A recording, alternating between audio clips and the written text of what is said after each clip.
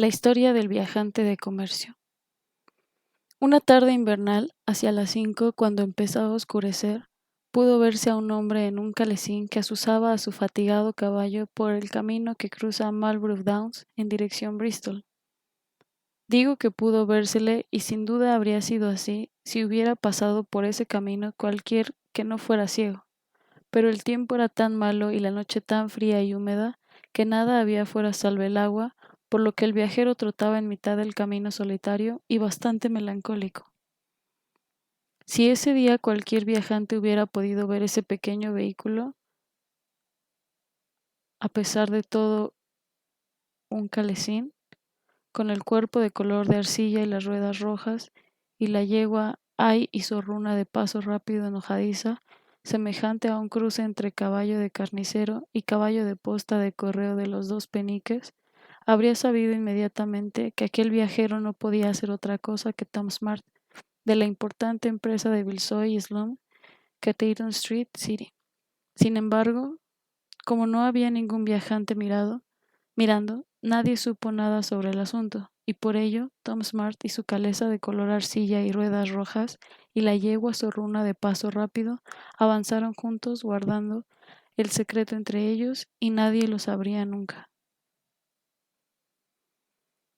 Incluso en este triste mundo hay lugares muchísimo más agradables que Marlborough Downs cuando sopla fuerte el viento, y si el lector se deja caer por allí una triste tarde invernal, por una carretera resbaladiza y embarrada, cuando llueve a cántaros y a modo de experimento prueba el efecto en su propia persona, sabrá hasta qué punto es cierta esta observación. El viento soplaba, pero no carretera arriba o carretera abajo, lo que ya habría sido suficientemente malo, sino barriéndola de través, enviando la lluvia inclinada, como las líneas que solían trazarse en los cuadernos de escritura en la escuela para que los muchachos marcaran bien la inclinación.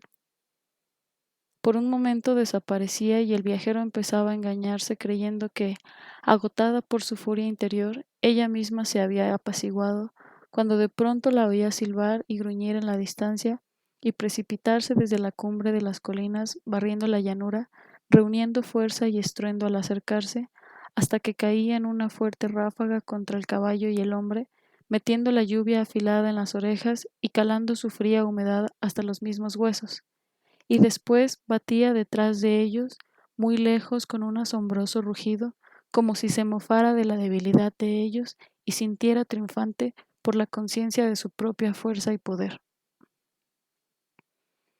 La yegua vaya chapoteaba en el barro y el agua con las orejas caídas.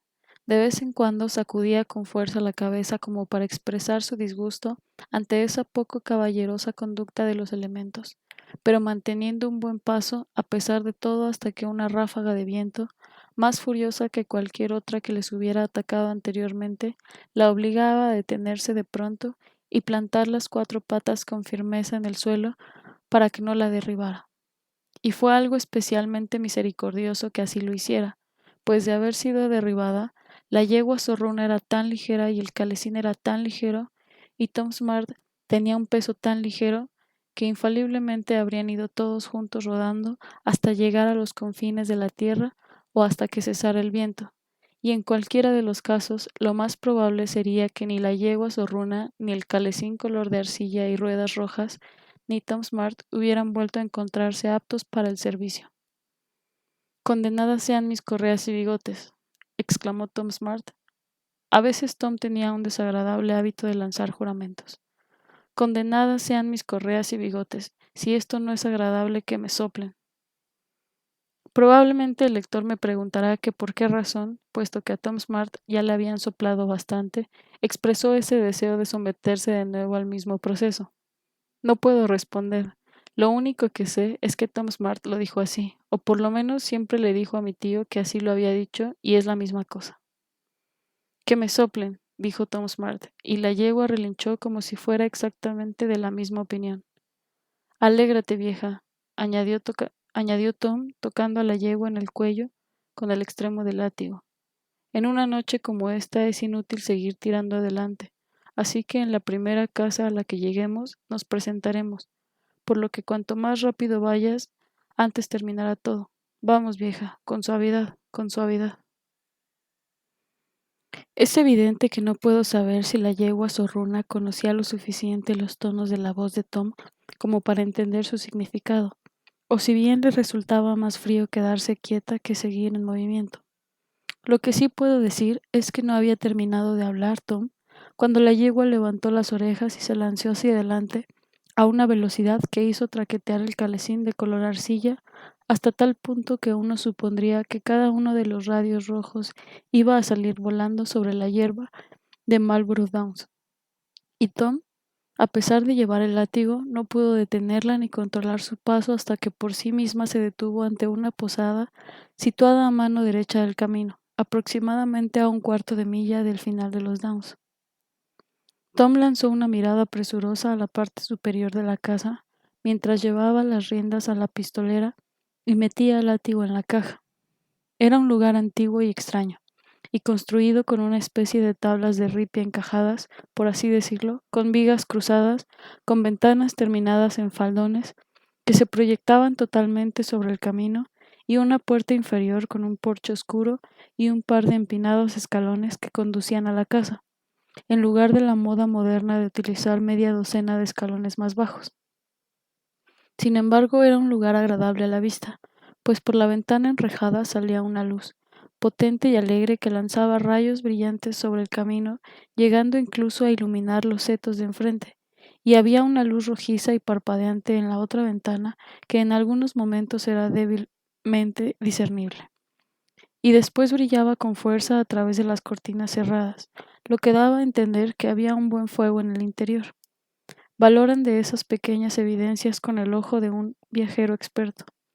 Tom desmontó con la agilidad que le permitió que le permitieron sus piernas casi congeladas y entró en la casa. En menos de 5 minutos, Tom se hallaba acomodado en la habitación opuesta al bar, y la habitación en la que había imaginado el fuego ardiente ante un fuego que rugía compuesto por un cubo de carbón y suficiente madera como para provenir de media docena de buenos matorrales de uva espinados apilados hacia arriba en la chimenea, que crujían con un sonido que, por sí solo, habría calentado el corazón de cualquier hombre razonable. Aquello resultaba cómodo, pero no era todo, pues una joven agradablemente vestida, de mirada brillante y tobillos finos, estaba poniendo sobre la mesa un mantel blanco y muy limpio, y mientras Tom estaba sentado con los pies calzados con zapatillas sobre el guardafuegos de la chimenea, dando la espalda a la puerta abierta, vio una atractiva perspectiva del bar reflejada en el espejo colocado sobre la repisa de la chimenea, con deliciosas filas de botellas verdes con etiquetas doradas, junto a frascos de adobos y conservas, quesos y jamones cocidos y redondos de vaca, dispuestos sobre todo sobre anaqueles de la manera más tentadora y deliciosa. Bueno, también esto era confortable, pero no era todo, pues en el bar, sentada frente a un té en la mesita más agradable, cerca del pequeño fuego más brillante, había una rolliza viuda de unos 48 años, de rostro tan confortable como el bar, que era evidentemente la propietaria de la casa y la señora suprema de todas aquellas agradables posesiones. Tan solo había un inconveniente en la belleza general del cuadro, y era un hombre alto, un hombre verdaderamente alto, de abrigo marrón con botones brillantes de cestería, bigotes negros y cabello negro y ondulado, sentado con la viuda en la mesa del té, y del que no se necesitaba gran penetración para saber que estaba en el camino adecuado de persuadirla para que dejara de ser viuda, confiriéndole a él el privilegio de sentarse en ese bar durante lo que le quedara de vida. Ni mucho menos tenía Tom una disposición irritable o envidiosa, pero por una u otra razón, el hombre alto del abrigo marrón con los brillantes botones de cestería despertó esa pequeña inquina que tenía en su composición y le hizo sentirse extremadamente indigno, todavía más porque de vez en cuando podía observar, desde su asiento colocado frente al espejo, ciertas pequeñas familiaridades afectivas entre el hombre alto y la viuda, que indicaban en grado suficiente que el hombre alto recibía un trato de favor tan elevado como su propio tamaño. A Tom le encantaba el ponche caliente. Me aventuraría a decir que le encantaba demasiado el ponche caliente.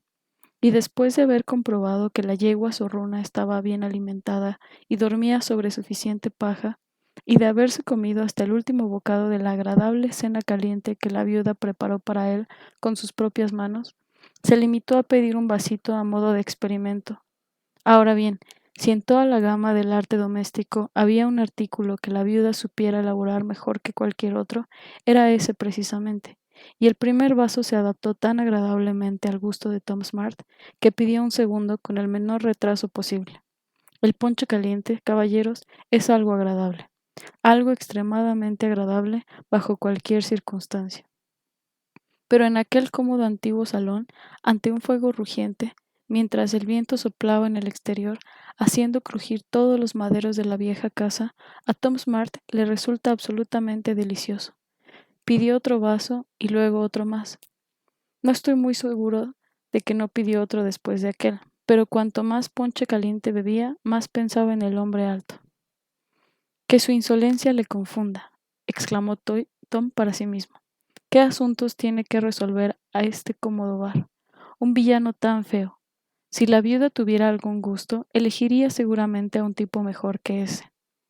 Tras decir aquellas cosas, la mirada de Tom pasó del espejo colocado sobre la repisa de la chimenea que había sobre la mesa, y conforme se fue sintiendo cada vez más sentimental, vació el cuarto vaso de ponche y pidió un quinto. Tom Smart, caballeros, se había sentido siempre muy atraído por el negocio tabernero. Desde hacía tiempo su ambición había sido atender un bar de su propiedad, vestido con un abrigo verde, calzones de pana y fustán de pelo. Tenía grandes ideas acerca de cómo sentarse en cenas joviales y había pensado a menudo lo bien que podría prescindir con su conversación un salón propio y qué ejemplo supremo sería para sus clientes en el departamento de bebidas. Todas estas cosas pasaron rápidamente por la mente de Tom mientras estaba sentado bebiendo ponche caliente junto al crujiente fuego, y se sintió justa y apropiadamente indignado por el hecho de que el hombre alto estuviera en el camino de conseguir tan excelente casa, mientras que él, Tom Smart, estaba tan lejos de ella como siempre. Por ello, tras deliberar mientras tomaba los dos últimos vasos acerca de si tenía perfecto derecho a iniciar una disputa con el hombre alto por haber conseguido la gracia de la rolliza viuda, Tom Smart llegó finalmente a la satisfactoria conclusión de que era un individuo perseguido, cuyas dotes no habían sabido utilizarse y haría bien en irse a la cama. La joven elegante guió a Tom por unas escaleras amplias y antiguas, utilizando una mano como pantalla de la vela para protegerla de las corrientes de aire que en un lugar tan antiguo y con tanto espacio para corretear habrían podido encontrar mucho sitio para divertirse sin apagar la vela, pero que sin embargo la apagarían. Ello permitiría a los enemigos de Tom la oportunidad de afirmar que había sido de él y no el viento el que apagó la vela, y que mientras simulaba soplar para encenderla de nuevo en realidad estaba besando a la joven. Pero en cualquier caso obtuvieron otra luz y Tom fue conducido a través de un laberinto de habitaciones y pasillos hasta una estancia que había sido preparada para su recepción, en la que la joven se despidió de él deseándole buenas noches y le dejó a solas. Era una habitación buena y grande, con amplios armarios y una cama que habría servido para un internado completo, por no hablar de un par de roperos de roble en los que habrían cabido los equipajes de un pequeño ejército. Pero lo que más llamó la atención a Tom fue una extraña silla de respaldo alto y aspecto horrendo, tallada de la manera más fantástica, con un cojín de damasco floreado y unos abultamientos redondos en la parte inferior de las patas cuidadosamente envueltos en paño rojo, como si tuviera gota en los dedos. De cualquier otra extraña silla, Tom solo habría pensado que era una silla extraña, y, y ahí habría terminado el asunto. Pero en esa silla particular había algo, aunque no podía decir qué era, tan extraño y tan diferente a cualquier otro mueble que hubiera visto nunca, que pareció fascinarle. Se sentó delante del fuego y se quedó mirando fijamente la vieja silla durante media hora, como si el demonio se hubiera apropiado de ella. Era tan extraña que no podía apartar los ojos de aquel objeto. Vaya, dijo lentamente mientras se desvestía sin dejar de mirar un solo momento la vieja silla, erguida con aspecto misterioso junto a la cama. Jamás en mi vida vi cosa tan peculiar. Muy extraño, añadió Tom, que con el ponche caliente se había vuelto bastante sagaz. Muy extraño. Sacudió la cabeza con actitud de profunda sabiduría y volvió a contemplar la silla. Sin embargo, no pudo sacar nada en claro, por lo que se metió en la cama, se tapó hasta estar bien caliente y se quedó dormido. Media hora después, Tom despertó sobresaltado de un confuso sueño en el que participaban hombres altos y vasos de ponche, y el primer objeto que se presentó ante su imaginación despierta fue la extraña silla. No voy a mirarla más, se dijo apretando los párpados uno contra otro y tratando de persuadirse de que iba a dormir de nuevo. Inútil. Por sus ojos solo bailaban sillas extrañas que coseaban con sus patas, saltaban las unas sobre los respaldos de las otras y realizaban las cabriolas más extrañas. Será mejor ver una silla auténtica que 2 o 3 series completas de sillas falsas, dijo sacando la cabeza desde abajo de las ropas de cama. Y ahí estaba, claramente discernible a la luz del fuego, tan provocativa como siempre. Miró a la silla y de pronto, mientras la contemplaba, pareció producirse en ella un cambio de lo más extraordinario. La talla del respaldo asumió gradualmente el alineamiento y la expresión de un rostro humano viejo y arrugado. El cojín de damasco se convirtió en un antiguo chaleco de solapas. Los bultos redondos se convirtieron en 2 pares de pies embutidos en zapatillas de paño rojo. Y la vieja silla se asemejó a un anciano muy feo del siglo anterior, con los brazos en jarras. Tom se sentó en la cama y se frotó los ojos para deshacer la ilusión, pero no. La silla era un anciano feo y lo que es más, le estaba guiñando un ojo a Tom Smart. Tom era por naturaleza una especie de perro temerario y descuidado y se había tomado 5 vasos de ponche caliente. Es por eso que, aunque a principio se mostrara algo sorprendido, empezó a indignarse en cuanto vio que el anciano caballero le guiñaba un ojo y le sonreía descaradamente con un aire tan insolente, y finalmente decidió que no iba a soportarlo. Y como el rostro envejecido seguía haciéndole guiños con mayor rapidez que nunca, con tono verdaderamente colérico, le dijo: ¿Por qué diablos me está guiñando el ojo? Porque me gusta, Tom Smart, contestó la silla o el anciano caballero, como prefiera llamarle el lector. Sin embargo, dejó de hacer guiños cuando Tom habló y empezó a sonreír como un viejo mono viejísimo. ¿Y cómo sabe mi nombre, viejo cascanueces?, preguntó Tom con bastantes titubeos, aunque creía estar haciéndolo bastante bien. Vamos, vamos, Tom, dijo el anciano caballero. Esa no es manera de dirigirse a una sólida madera de caoba española. Que me condenen si no me trataría con menos respeto si fuera de contrachapado. Cuando el anciano caballero dijo esto, miró con tal violencia a Tom que éste empezó a asustarse. No pretendía tratarle con ninguna falta de respeto, señor, dijo Tom en un tono mucho más humilde que el que había empleado al principio. Bueno, bueno, contestó el anciano. Quizá no, Tom. Señor, lo sé todo sobre ti, Tom, todo. Eres muy pobre, Tom. Ciertamente que lo soy, replicó Tom Smart, pero ¿cómo ha llegado a saber eso? No tiene importancia, dijo el anciano, y te gusta mucho el ponche, Tom. Tom Smart estuvo a punto de protestar, afirmando que no había probado una gota desde su último cumpleaños, pero cuando su mirada se encontró con la del anciano caballero, éste parecía tener tal conocimiento que Tom enrojeció y guardó silencio. Tom, la viuda es una hermosa mujer, verdaderamente hermosa, Tom?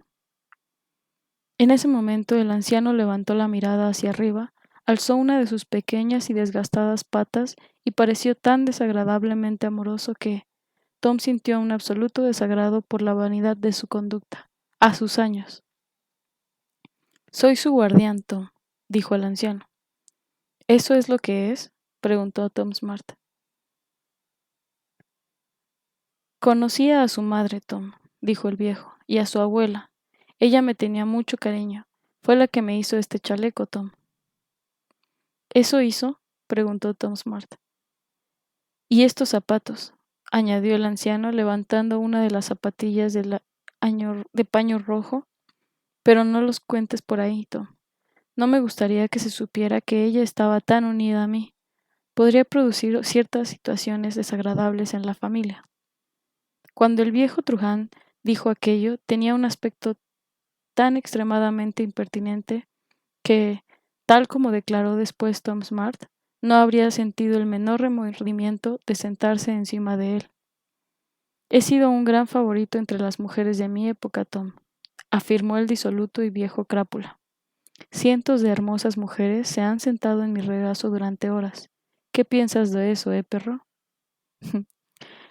El anciano caballero iba a proceder a contar algunas otras hazañas de su juventud, cuando le sobrevino un ataque de crujidos tan violento que fue incapaz de proseguir. Ahí tienes lo que te mereces, viejo, pensó Tom Smart, pero no llegó a decir nada. ¡Ay! Exclamó el anciano. Esto me inquieta, mucho ahora.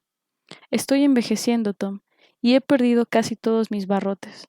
También me han hecho ya una operación, una pequeña pieza del respaldo. Fue una prueba muy dura, Tom.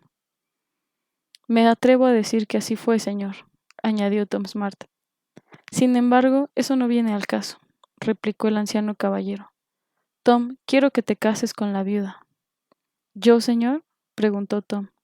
Sí, tú, contestó el anciano. Bendito sea su reverendo relleno, exclamó Tom, aunque apenas si le quedaban unos cuantos pelos de caballo. Bendito sea su reverendo relleno, pero ella no me querría, exclamó Tom suspirando involuntariamente al pensar en el bar. ¿Qué no?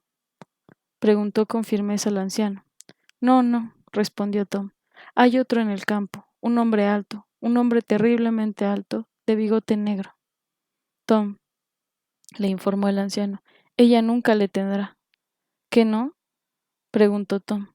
Si estuviera usted en el bar, anciano caballero, hablaría de otra manera. Va, va, lo sé todo sobre esa historia. ¿Sobre qué? Preguntó Tom. Sobre besos detrás de la puerta y todas esas cosas, añadió el anciano. En ese momento lanzó otra mirada insolente que encolerizó mucho a Tom, pues como todos ustedes, caballeros, saben bien escuchar a un viejo, que por serlo debería conocer mejor el mundo. Hablar sobre esas cosas resulta muy desagradable, nada más que por eso. Lo sé todo al respecto, Tom. Lo he visto hacer muy a menudo en mi época, Tom, entre más personas de las que me gustaría mencionarte, pero al final nunca se llega a nada. ¿Ha debido ver usted algunas cosas extrañas? Preguntó Tom con mirada inquisitiva. Puedes afirmarlo, Tom, replicó el viejo con un complicado guiño. Soy el último de mi familia, Tom, añadió el anciano lanzando un melancólico suspiro. ¿Y fue muy grande? Preguntó Tom Smart. Éramos 12, Tom, tipos hermosos de respaldo, tan bello y recto como le gustaría ver a cualquiera. Nada de esos abortos modernos, todos con brazo y con un grado tal de pulido que habría alegrado el corazón contemplarnos. ¿Y qué ha sido de los demás, señor? El anciano caballero se llevó un codo al ojo al tiempo que contestaba. Murieron, Tom, murieron. Teníamos un duro trabajo, Tom, y no todos poseían mi constitución. Tenían reuma en piernas y brazos y acabaron en cocinas y hospitales. Y uno de ellos, tras un prolongado servicio y una dura utilización, perdió el sentido, se volvió tan loco que tuvieron que quemarlo. Qué cosa tan sorprendente esa, Tom. Terrible, exclamó Tom Smart. El anciano guardó silencio unos minutos, evidentemente mientras combatía sus emotivos sentimientos, y después añadió. Sin embargo, Tom, me estoy apartando del tema. Ese hombre alto, Tom, es un aventurero ruin. En el momento en que se casara con la viuda, vendería todos los muebles y escaparía. ¿Y cuáles serían las consecuencias? Ella quedaría abandonada y reducida a la ruina y yo moriría de frío en alguna tienda de muebles viejos. Sí, pero... No me interrumpas. De ti, Tom Smart, tengo una opinión muy diferente, pues bien sé que si alguna vez te sentaras en una posada, nunca la abandonarías mientras hubiera algo que beber dentro de sus paredes. Me siento muy agradecido por su buena opinión, señor, le informó Tom Smart. Por tanto, siguió diciendo el anciano con tono autoritario, tú serás el que la tenga, y él no. ¿Cómo puede impedirse? Preguntó ansiosamente Tom Smart. Con esta revelación, él ya está casado. ¿Cómo puedo demostrarlo? Preguntó Tom, saliendo a medias de la cama. El anciano caballero separó un brazo de su costado y tras señalar a uno de los vestidores de roble, volvió a colocarlo inmediatamente en su antigua posición. Poco piensa él que en el bolsillo derecho de unos pantalones de ese vestidor ha dejado una carta en la que se le pide que regrese junto a su desconsolada esposa con 6 niños. Toma buena nota, Tom. 6 niños, y todos ellos pequeños. Cuando el anciano caballero pronunció con solemnidad aquellas palabras, sus rasgos se fueron haciendo menos y menos claros y su figura se volvió más sombría. Sobre los ojos de Tom Smart cayó una película. El anciano pareció fundirse gradualmente con la silla, el chaleco de damasco convertirse en cojín, las zapatillas rojas encogerse en pequeñas bolsas de paño rojo. La luz desapareció suavemente y Tom Smart se dejó caer sobre la almohada y se quedó profundamente dormido. A la mañana despertó a Tom del sueño letárgico en el que había caído al desaparecer el anciano. Se sentó en la cama y durante unos minutos trató vanamente de recordar los hechos de la noche anterior. Repentinamente se acordó de ellos. Miró la silla. Era ciertamente un mueble fantástico y feo, pero solo una imaginación notablemente viva e ingeniosa podría haber descubierto cualquier parecido entre el mueble y el anciano. ¿Cómo se encuentra, anciano?, preguntó Tom. A la luz del día se sentía más audaz, como le sucede a la mayoría de los hombres. La silla permaneció inmóvil y no dijo una sola palabra. Hace una mañana espantosa, añadió Tom, pero no, la silla no se sentía dispuesta a conversar. ¿A qué vestidor señaló? Al menos podría decirme eso, insistió Tom, pero la silla, caballeros, no decía una sola palabra. De cualquier manera no es muy difícil abrirlos, siguió diciendo Tom al tiempo que salía de la cama. Se dirigió hacia uno de los vestidores. La llave estaba puesta en la cerradura. La giró y abrió la puerta. Allí había unos pantalones. Metió la mano en el bolsillo y sacó una carta idéntica a la que había descrito el anciano caballero. «¿Qué cosa tan extraña es esta?», exclamó Tom Smart, mirando primero a la silla y luego al vestidor, después a la carta y finalmente otra vez a la silla. «Muy extraño», repitió. Pero como no había allí nada que amortiguase la extrañeza, pensó que también él debía vestirse y arreglar enseguida los asuntos del hombre alto, solo para sacarle de su desgracia. Tom fue fijándose al pasar en las distintas habitaciones, mientras bajaba, con el ojo atento de un propietario, considerando que no sería imposible que en breve tiempo las estancias y sus contenidos fueran de su propiedad. El hombre alto estaba de pie en el cómodo bar, con las manos a la espalda, sintiéndose muy en su casa. Dirigió a Tom una sonrisa vacía. Un observador casual podría haber supuesto que lo hizo solo para mostrarle sus dientes blancos, pero Tom Smart pensó que una coincidencia de triunfo ocupaba el lugar en el que había estado la mente del hombre alto. Tom le sonrió directamente y llamó a la patrona. «Buenos días, señora», dijo Tom Smart, cerrando la puerta del saloncito cuando entró la viuda. «Buenos días, señor», respondió ella. «¿Qué tomará para el desayuno, señor?». Tom estaba pensando en la forma de introducir el tema, por lo que no respondió. «Tenemos un jamón muy bueno», dijo la viuda, «y una estupenda ave fría mechada. ¿Le sirvo eso, señor?». Esas palabras sacaron a Tom de sus reflexiones. La admiración que sentía por la viuda aumentaba conforme ésta hablaba. «Qué criatura tan considerada».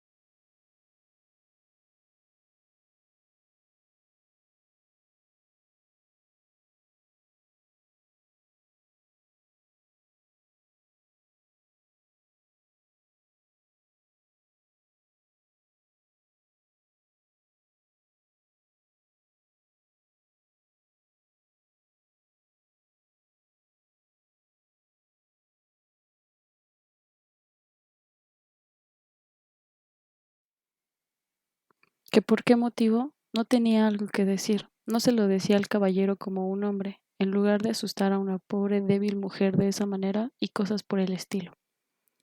Se lo diré a él enseguida, dijo Tom, pero quiero que usted lo escuche primero. ¿De qué se trata? Preguntó la viuda mirando fijamente el rostro de Tom. Le va a asombrar, contestó Tom llevándose una mano al bolsillo. Si es eso que él quiere, dinero, dijo la viuda, ya lo sé, y no tiene usted de qué preocuparse. Bah, qué tontería, eso no es nada, dijo Tom Smart. También yo quiero dinero, no es eso. Entonces, amigo mío, ¿de qué se trata? Exclamó la pobre viuda. No se asuste, le respondió Tom Smart mientras sacaba lentamente la carta y la abría. ¿Está segura de que no gritará? Le preguntó con vacilación. No, no, contestó la viuda. Déjeme verla. ¿Y no va a desmayarse ni hará ninguna otra tontería? Preguntó Tom. No, no, contestó la viuda inmediatamente. ¿Y no saldrá corriendo para golpearle? Volvió a preguntar Tom. Porque voy a hacer todo esto por usted. Será mejor que no se lo tome a mal. De acuerdo, dijo la viuda. Déjeme verla. Así lo haré, contestó Tom Smart, y diciendo esas palabras, colocó la carta en la mano de la viuda. Caballeros, oí decir a mi tío que Tom Smart dijo que las lamentaciones de la viuda cuando se enteró de aquello habrían traspasado un corazón de piedra. El de Tom era ciertamente muy tierno y traspasaron el suyo hasta la misma médula. La viuda se columpiaba hacia adelante y hacia atrás retorciéndose las manos. ¡Ay, qué hombre tan engañoso y vil! Exclamaba la viuda. Espantoso, mi querida señora, pero compórtese. ¡Ay, cómo voy a hacerlo! Gritó la viuda. Nunca encontraré a ningún otro a quien pueda amar tanto.